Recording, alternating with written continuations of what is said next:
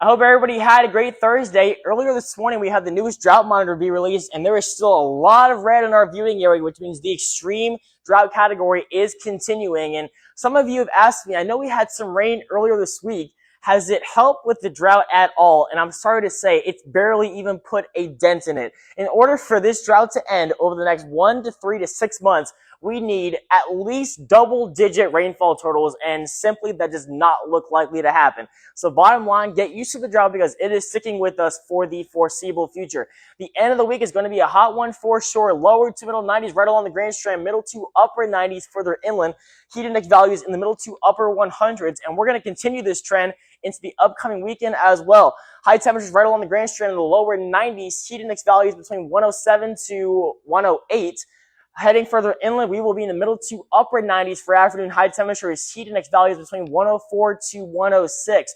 Rain chances for the upcoming 7 days. None tomorrow, very isolated on Saturday, and then we're going to have a stationary front sitting just off our coastline, and that will increase our rain chances slightly to around 30% chance, but still, even then, no day will be a washout, that is.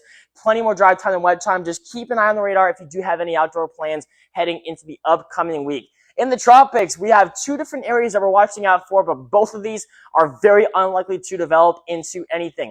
Like I just mentioned, we're going to have the stationary front sitting just off our coastline, and because of how warm the waters are, there's a chance that a low pressure system that could try then to form into a tropical system may look sort of likely, I guess is the best way to put it, but because of how much dry air and wind shear there is going to be, the chance of that becoming an actual tropical system is extremely low.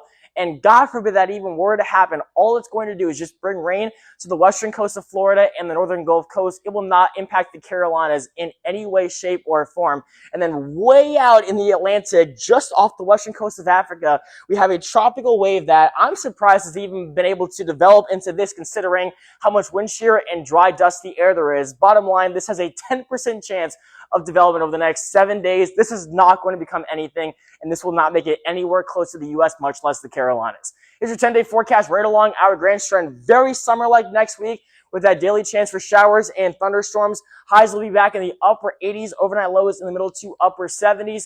Further inland, more of the same. High temperatures in the lower to middle 90s with overnight lows generally in the lower to middle 70s.